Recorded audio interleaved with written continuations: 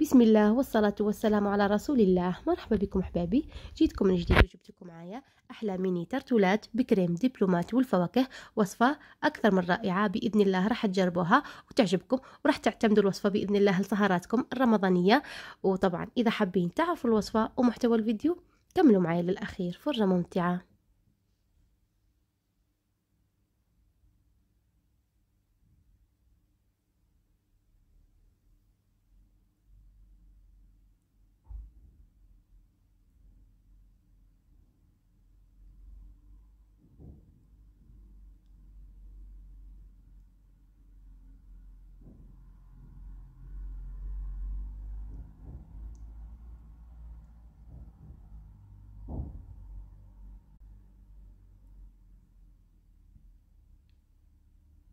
وبسم الله على بركة الله نبدأ الوصفة تاعنا. واش نحتاجو هنا في ريسيبيون؟ عندي 125 غرام تاع مارغرين تكون طرية بحرارة الغرفة، وعندي 50 مليلتر تاع زيت. نحتاج أيضا حبة بيض تكون بحرارة الغرفة أيضا.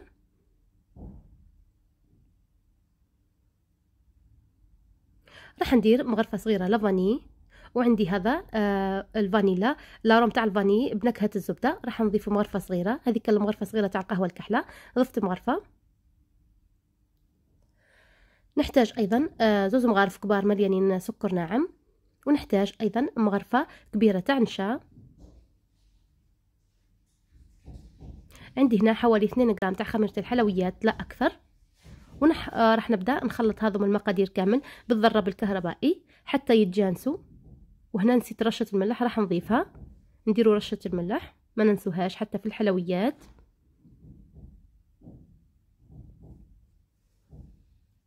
وراح نبدا نخلط حتى نتحصل على مزيج كريمي كما تشوفوا، ويذوب هذاك السكر، تتجانس جميع المقادير. وراح نبدا نضيف الفرينه بالتدريج حتى نتحصل على عجينه طريه كانها عجينه الصابلي، لكن تكون شويه حاكمه روحها، لانه الفوندو تارت لازم تكون شويه العجينه حاكمه روحها باش ما يهبطوش من المول وقت نكونوا نطيبوا فيهم ويتقلص الحجم تاعهم. وهذا القوام تاع العجينه كما قلت لكم كيف تاع الصابلي، لكن تكون شويه حاكمه روحها على تاع الصابلي.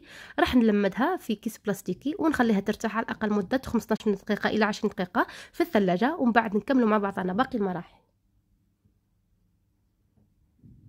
هنا بعد ما بردت عندي العجين راح نجيب هذم القوالب تاعي اللي راح نستخدمهم، وانتم تقدروا تستعملوا اي مول عندكم. وراح نبدا نهز هكا بالطرف تاع العجين ونحاول نفتحه بالكف تاع ايدي بهذه الطريقه، وراح نحطه في المول وراح نسويه كامل بالطريقه اللي راهي موضحه في الفيديو. هذه الكميه تاع العجين خرجت لي 21 فوندو تارت بهذا الحجم. اذا كان المول تاعكم اقل راح تخرج لكم اكثر طبعا، والعكس اذا كان المول اكبر راح تخرج لكم كميه اقل.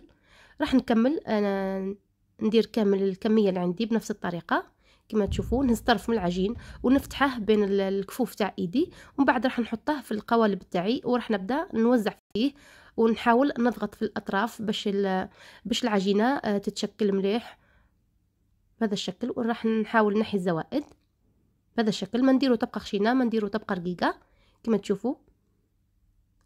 هنا كملت الكميه الاولى، راح نحاول نثقبهم بالفرشيطه بهذا الشكل كما تشوفوا. وراح نكمل بعد ما يطيبوا هذم نكمل نشكل الكمية الثانية. هذه العجينة اللي بقت لي،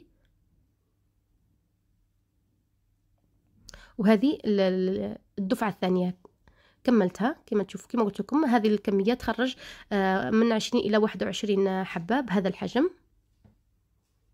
وراح نطيبهم. قبل ما نطيبهم اول ما نشكلهم راح نخليهم هكا في البلاطو مده 20 دقيقه حتى تنشف العجينه باش كي نطيبها ما تتنفخش ولا تتعوج في الكوشه. ومن بعد راح نطيبها في فرن مسخن مسبقا على 180. اول ما نشوف اللون تبدل من تحت راح نحل عليها من فوق تتحمر. انا نحب لونهم محمر بهذا الشكل، وانتم درجه النضج كما تحبوا.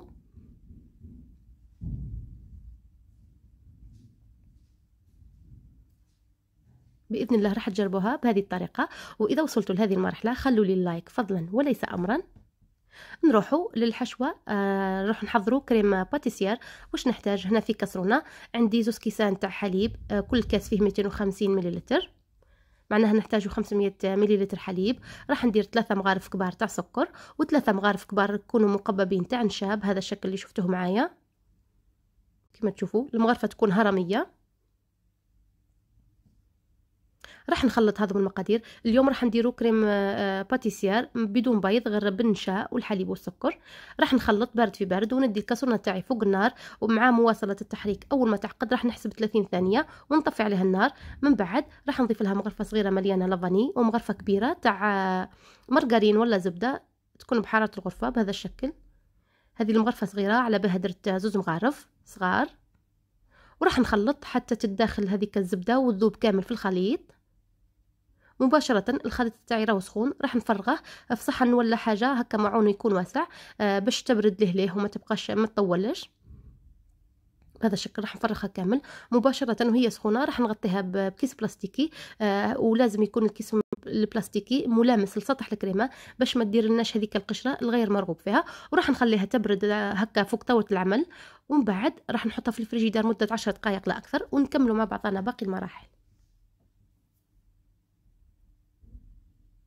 هنا بعد ما بردت الكريم تاعي وهذا شكلها كما قلت لكم تعود بحراره الغرفه، راح نحطها حوالي 10 الى 15 دقيقه لا اكثر باش ما تجمدش ياسر. وراح نبدا نكمل مع بعض معاكم. راح نعاود نضيف لها مغرفه صغيره تاع لافاني و4 مغارف كبار تاع غبره الشونتي. المغارف يكونوا مليانين مقببين. وراح نضيف نص كاس تاع حليب. وراح نبدا نضرب هذم المقادير كامل مع بعضهم. في حاله ما اذا خلطتوا هذم المكونات وشفتوا الكريمه تاعكم ماهيش عاقده، لانه ساعات الكريم شونتي تكون نوعيه هكا ماهيش مليحه، نزيدوا نضيفوا مغرفه ولا زوز تاع غبره الشونتي حتى تتماسك معنا الكريمه وتعود بالقوام هذا كما تشوفوا، تضعف الحجم تاعها وحتى اللون زاد فتاح. راح نجيب الفوندو تارت تاعي وهذا شكلهم كما تشوفوا. انا درت شكلين، الشكل هذا اللي كنت حضرته معكم والشكل الثاني.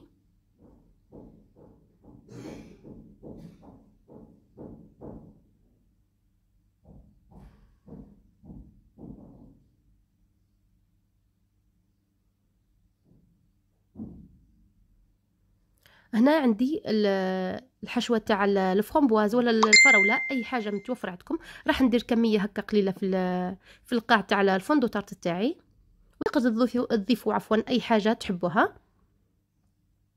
وراح نجيب هذيك الكريمه تاعي راح نحطها في كيس حلواني باش نسهل على روحي العمليه. وراح نبدا نحط لها كل وحده نحط لها كميه من الكريمه، ومن بعد راح نعاود نسويها ونحي الزوائد كامل. راح نهزها غير بسياسه، نتعاملوا معاها بسياسه لانه هذه العجينه راه طريه ياسر، اذا فرصينا عليها راح تتكسر. بهذا الشكل راح نسويها كامل، نحي الزوائد كامل. والتزيين دائما يبقى اختياري. راح نكمل كامل الكميه اللي عندي بنفس الطريقه.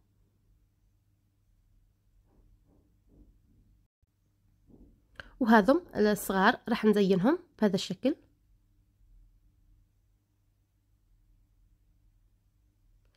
كما قلت لكم راح نكملهم كامل بنفس الطريقه، وراح نحطهم يبردوا على الاقل مده ساعه في الفريجيدار، ولا نحطهم 10 دقائق في المجمد باش نكمل نزينهم، ومن بعد نروح نشوفوهم مع بعضنا في شكلهم النهائي.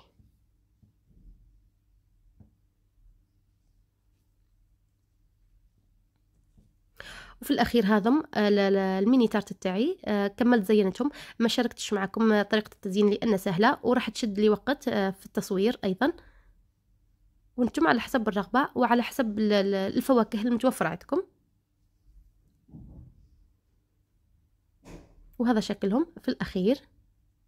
ان شاء الله تجربوها بهذه الطريقه وبهذه الكريمه، صدقوني تجي اكثر من رائعه وتجي خفيفه. واللي حب ايضا حبيت نعطيكم ملاحظه، اللي حب يدير لها البيض يزيد لها هذيك الكميه، يزيد لها 2 بيضات تاع 500 مليلتر حليب، يدير لها 2 بيضات صغار في الاول. وهذا شكلهم. وسمحوا لي نسيت ما فتحتش حبه باش تشوفوا شكلها كيفاش يكون من الداخل، لكن صدقوني هذه العجينه جربوها باذن الله راح تجيكم طريه ومقرمشه في نفس الوقت.